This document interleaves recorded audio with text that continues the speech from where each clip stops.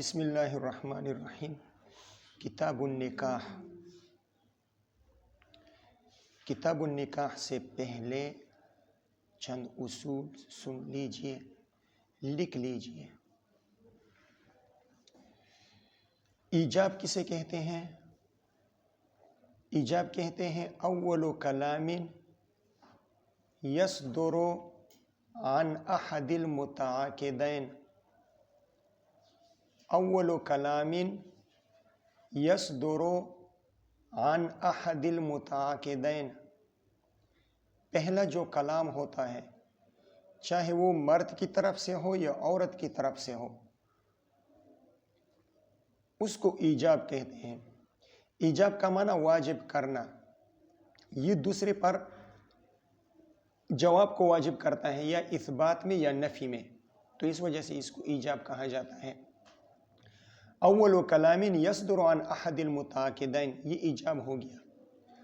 اور قبول کہتے ہیں ثانی کلام یصدر عن احد المتعاقدین، دوسرا جو کلام ہوتا ہے چاہے وہ مرد کی طرف سے ہو یا عورت کی طرف سے ہو، دوسرے نمبر پر جو کلام صادر ہوتا ہے اس کو قبول کہا جاتا ہے۔ ایک یہ بات ہو گئی۔ دوسری بات یہ ہے کہ لا ایجاب ولا قبول الا بلفظ الماضی، لا ایجاب ولا قبول الا بلفظ الماضی فی جمیع العقود، تمام عقود میں ایجاب اور قبول ماضی کے لفظ ہی سے ہوگی، ماضی کے صیغے کے علاوہ کسی اور صیغے کسی اور لفظ سے ایجاب اور قبول نہیں ہو سکتا۔ تیسری بات، لا انشاء تصرف، لا انشاء تصرف الا بما وضعه الشرع، لا انشاء تصرف الا بما وضعه الشرع للتصرف وهو الماضی۔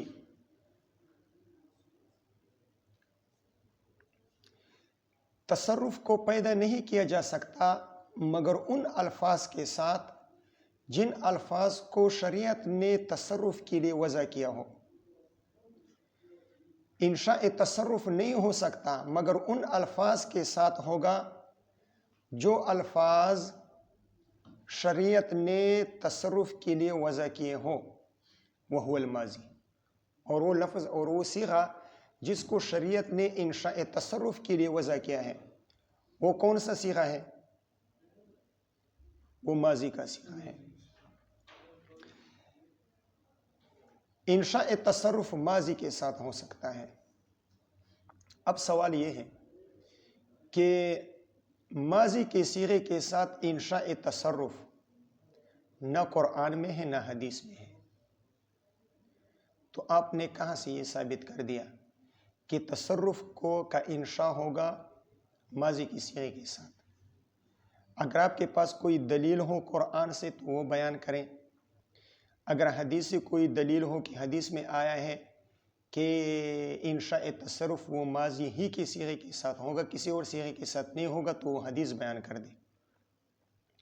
اس کا جواب یہ ہے کہ ٹھیک ہے، قرآن میں حدیث میں ماضی کا صیغہ انشاء تصرف کے لیے استعمال نہیں ہوا ہے، لیکن رسول اللہ صلی اللہ علیہ وسلم کے زمانے سے لے کر الی یومنا ھذا امت میں یہ توارث چلا آ رہا ہے کہ وہ تصرفات کا انشاء کرتے ہیں کس سے؟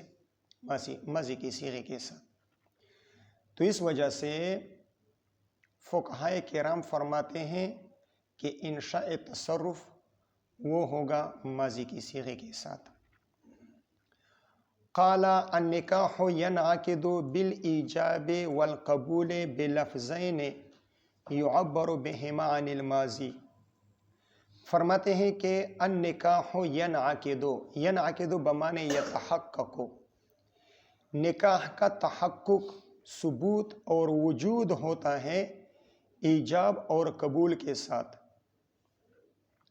ایجاب سے مراد یہاں پر ایجاب شرعی نہیں ہے، بلکہ ایجاب سے مراد اخراج الممکن من الامکان الی الوجود مراد ہے۔ اس سے ایجاب سے مراد ایجاب شرعی نہیں ہے، جس واجب کو چھوڑنے سے سزا ملتی ہے، جس واجب کو چھوڑنے سے انسان گناہگار ہوتا ہے، وہ واجب مراد نہیں ہے، بلکہ اخراج الممکن من الامکان الی الوجود، ممکن کو امکان سے وجود کی طرف لانا۔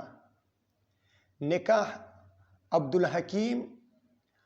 الحکیم کا نکاح فاطمہ کے ساتھ ممکن ہے۔ جب ایجاب اور قبول ہو گیا تو یہ ممکن کام یہ وجود میں آ گیا، نکاح ہو گیا۔ تو یہاں پر ایجاب سے مراد ممکن کو امکان سے وجود کی طرف لانا، یہ مراد ہے۔ نکاح کا تحقق اور ثبوت ہوتا ہے ایجاب اور قبول کے ساتھ، بلفظین۔ یہ بلفظین بالایجاب والقبول کے لیے بدل واقع ہے۔ بالایجاب والقبول دا مبدل منہ ہے، اور بلفظین یعبر بہما عن الماضی موصوف صفت مل کر یہ بدل ہے۔ بدل اور مبدل منہ کی پہچان یہ ہے کہ مبدل منہ کو ہٹا کر بدل کو اس کی جگہ پر رکھ دیا جائے تو جملے کے معنی میں کوئی فرق نہیں آتا۔ اب آپ یہ کریں کہ بالایجاب والقبول اس کو ہٹا دیں اور پھر عبارت پڑھیں، النکاح ینعقد بلفظین یعبر بہما عن الماضی۔ معنی میں کوئی فرق نہیں آیا، رتی برابر فرق معنی میں نہیں آیا، تو یہ آپس میں بدل مبدل منہ ہیں۔ ایسے دو لفظوں کے ساتھ، بلفظین ایسے دو لفظوں کے ساتھ، یبین بہما عن الماضی، یعبر بہما عن الماضی، ماضی سے مراد عن صیغۃ الفعل الماضی، فعل ماضی کا صیغہ ہے کہ جس کی جن دو لفظوں کی تعبیر کی جاتی ہے ماضی کے صیغے کے ساتھ۔ لأن الصیغۃ، اب یہ دلیل ہے، دلیل بیان کر رہے ہیں کہ ماضی کے صیغے کے ساتھ تعبیر کیوں ہوگی۔ صیغے دو قسم کے ہیں، ایک ہے ماضی کا صیغہ اور ایک ہے مضارع کا صیغہ۔ ہم نکاح کو مضارع کے صیغے کے ساتھ منعقد نہیں کر سکتے، کیوں؟ اس لیے کہ مضارع کا صیغہ اگرچہ حال کے لیے آتا ہے، حال کے لیے، لیکن اس میں استقبال کا معنی بھی پایا جاتا ہے۔ ہاں، تو حال میں اس کا استعمال یہ یقینی اور قطعی نہیں ہے، استقبال کا احتمال اس میں ہے، اور جب استقبال کا احتمال اس میں آ گیا تو استقبال میں تو وعدہ ہوتا ہے، استقبال میں وعدہ ہوتا ہے۔ تو مضارع کے صیغے کے ساتھ ہم تعبیر نہیں کر سکتے، رہ گیا ایک صیغہ جو کہ ماضی ہے، اس وجہ سے ہم ماضی کے ساتھ تو تعبیر کرتے ہیں۔ اب سوال یہ ہے کہ ماضی کا صیغہ تو اخبار کے لیے وضع کیا گیا ہے،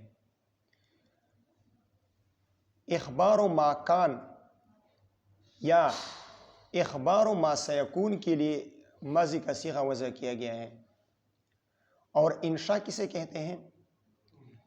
یہ نکاح میں تو انشاء ہوتا ہے نا، اثبات ما لم یکن ثابتا، ایک چیز ثابت نہیں ہے آپ اس کو ثابت کرتے ہیں، تو نکاح میں تو یہ ہوتا ہے۔ زید اور ہند کا نکاح نہیں ہوا ہے، آپ ایجاب اور قبول کے ساتھ اس نکاح کو وجود میں لاتے ہیں، اور ماضی کا صیغہ یہ تو ماضی پر دلالت کرتے ہیں، کسی چیز کے بارے میں خبر دینے کے لیے وضع کیا گیا ہے، تو اس سے انشاء نکاح کس طرح اس کا تحقق ہو گیا؟ تو اس کا جواب دے رہے ہیں کہ یہ بات ٹھیک ہے کہ ماضی کا صیغہ یہ اخبار کے لیے وضع کیا گیا ہے، لیکن اب اگر ہم یہ کہیں کہ ماضی سے منعقد نہیں ہوتا، اور آپ حضرات سن چکے کہ مضارع کے ساتھ بھی منعقد نہیں ہوگا، تو نکاح کس سے ہم منعقد کریں گے؟ نکاح ہم کس صیغے کے ساتھ منعقد کریں گے؟ تو حاجت کو دفع کرنے کے لیے ہم نے کیا کر دیا؟ حاجت کو دفع کرنے کے لیے اور نکاح کے حصول کے لیے ہم نے اس کے لیے ماضی کے صیغے کو وضع کر دیا۔ اور آپ فقہ قاعدہ بھی پڑھ چکے ہیں، الضرورات تبیح المحظورات، الضرورات تبیح المحظورات، ضرورت کی بنا پر ایک ناجائز کام بھی جائز ہو جاتا ہے، وقتی طور پر جائز نہیں ہو جاتا لیکن اجازت مل جاتی ہے اس کی، جائز نہیں ہو جاتا، ناجائز رہتا ہے لیکن اس کی اجازت مل جاتی ہے۔ تو جب ایک ناجائز کام کی ضرورت کی بنا پر ایک ناجائز کام کی اجازت مل سکتی ہے تو ماضی کا صیغہ جو اخبار پر دلالت کرتا ہے، ایک مباح کام ہے، اس ماضی کے صیغے کے اخبار والے معنی کو انشاء والے معنی کی طرف منتقل کرنے میں کون سی خرابی لازم آ جائے گی؟ یہ تو ایک مباح کام ہے، تو ایک صیغے کو ایک معنی سے منتقل کر کے دوسرے معنی کی طرف لانا، اس میں بھی کوئی محظور نہیں ہے۔ لأن الصیغۃ، اس لیے کہ ماضی کا صیغہ وَإِنْ كَانَتْ لِلْإِخْبَارِ، ان وصلیہ ہے، اگرچہ اس کو وضع کیا گیا ہے اخبار، وَإِنْ كَانَتْ لِلْإِخْبَارِ وَضْعًا، اگرچہ یہ وضع کے اعتبار سے من حیث الوضع یہ خبر دینے کے لیے ہے، فقط جعلت للانشاء، اس کو بنا دیا گیا ہے یا اس کو نقل کر دیا گیا ہے انشاء کی طرف، شرعاً شریعت میں، دفعاً للحاجت، حاجت کو دفع کرنے کے لیے، حاجت نکاح کو دفع کرنے کے لیے کہ ہمیں حاجت نکاح حاصل ہو جائے، یہ نکاح کی حاجت جو ہے نا وہ پوری ہو جائے، تو اس وجہ سے ہم نے ماضی کی صیغے کے جو اخبار کے لیے وضع کیا گیا تھا اس کو ہم نے انشاء کی طرف منتقل کر دیا۔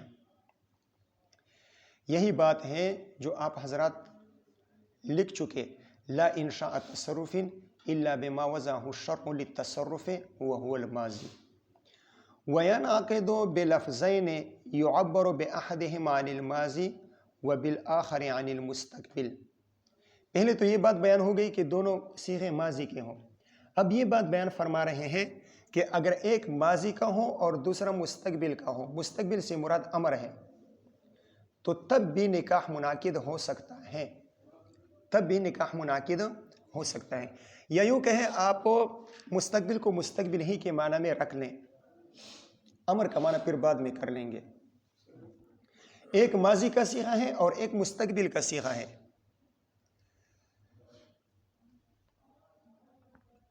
تو ان دو صیغوں کے ساتھ بھی نکاح منعقد ہو جائے گا۔ یہ مستقبل کا صیغہ جو ہے یہ ہم ماضی کے صیغے کے قرینے کی وجہ سے ماضی پر محمول کر دیں گے، مستقبل کا صیغہ خواہ مرد کی طرف سے ہو یا عورت کی طرف سے ہو، تو اس کو ہم اس ماضی کے صیغے کے قرینے کی وجہ سے کیا کر دیں گے، اس مستقبل کو بھی محمول کر لیں گے کس پر، ماضی پر، تو دونوں ماضی ہو جائیں گے۔ اور پہلی لکیر میں یہ بات بیان ہو گئی یعبر بہما عن الماضی، تو جب دونوں ماضی ہو گئے تو بس بات ٹھیک ہو گئی، نکاح منعقد ہو جائے گا۔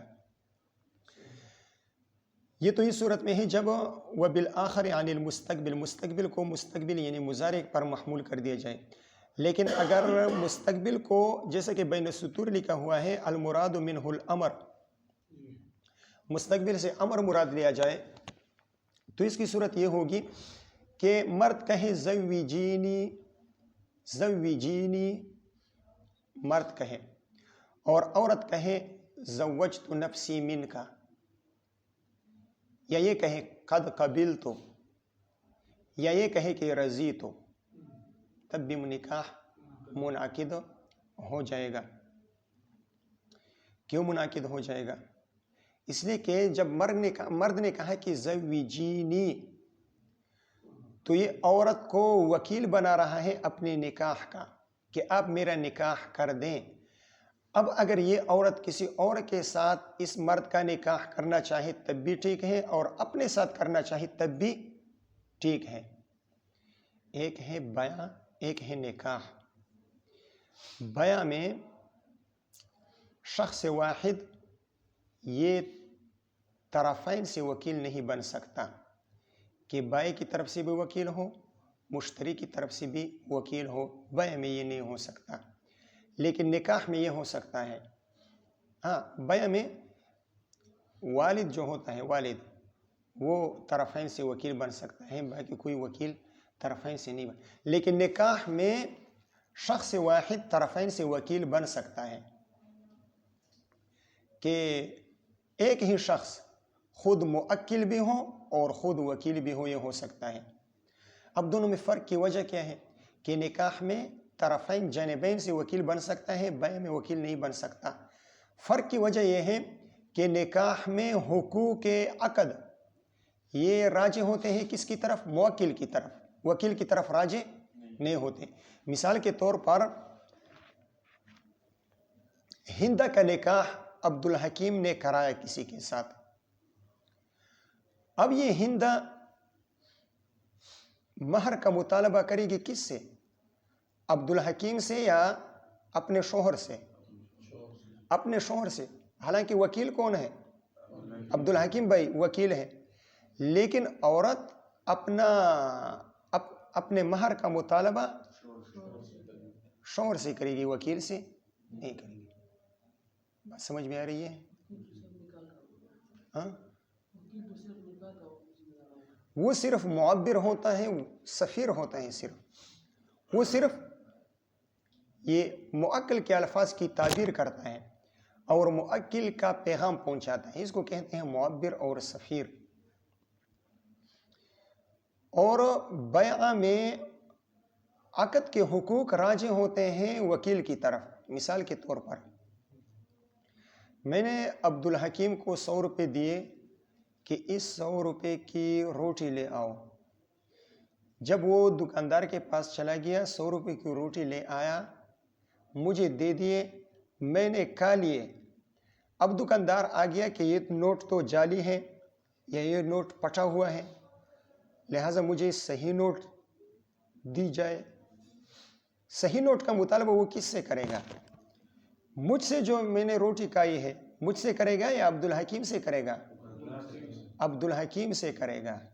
اس لیے کہ عقد بیع میں حقوق عقد وہ راجع ہوتے ہیں وکیل کی طرف. اب دیکھیں، میں نے عبد الحکیم سے کہا کہ یہ پین میرے لیے بیچ دے. اس نے اپنے آپ کو یہ پین بیچ دیا. اب یہ مطالب بھی ہیں خود اور مطالب بھی ہیں خود. ثمن کا مطالبہ کرتا بھی ہے اور اپنے آپ سے کرتا ہے. تو یہ ہو سکتا ہے؟ یہ تو نہیں ہو سکتا. خود مطالب بھی بن گیا اور خود مطالب بھی بن گیا، اور ایک ہی شخص مطالب اور مطالب نہیں ہو سکتا. تو اس وجہ سے بیع میں جانبین سے وکیل کوئی نہیں بن سکتا اور نکاح میں بن سکتا ہے.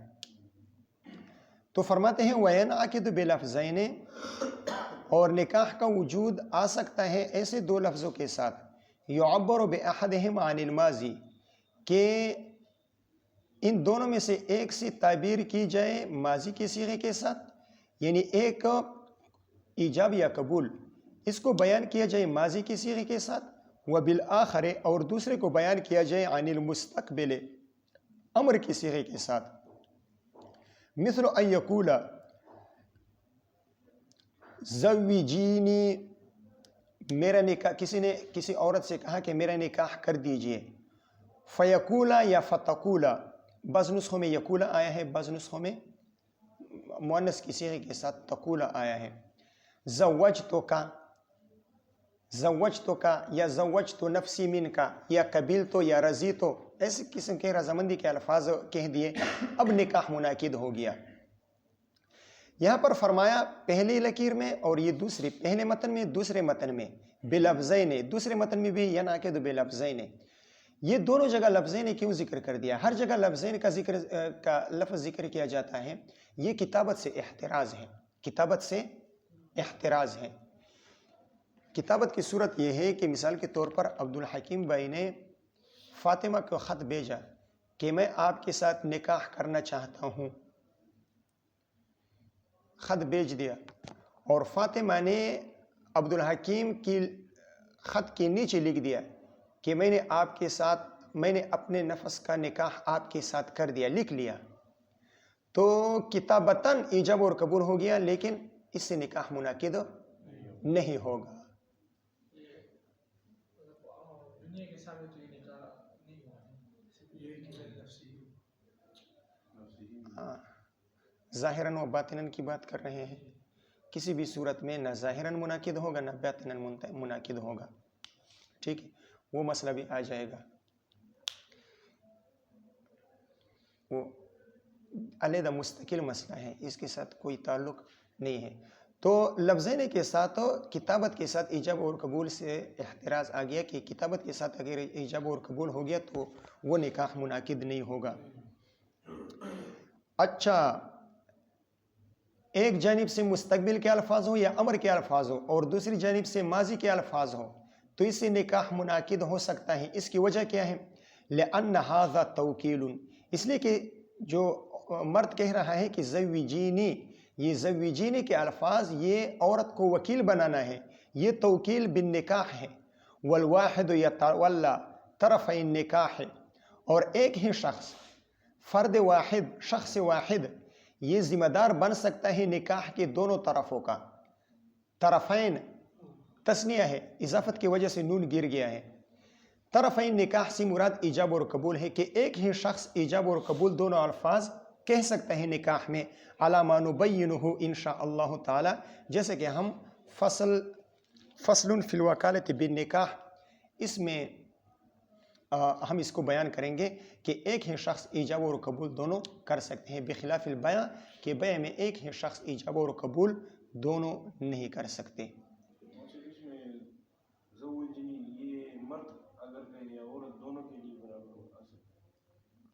نہیں، اگر مرد کہے گا تو زوجینی کہے گا، اور اگر عورت کہے گی تو زوجنی کہے گا.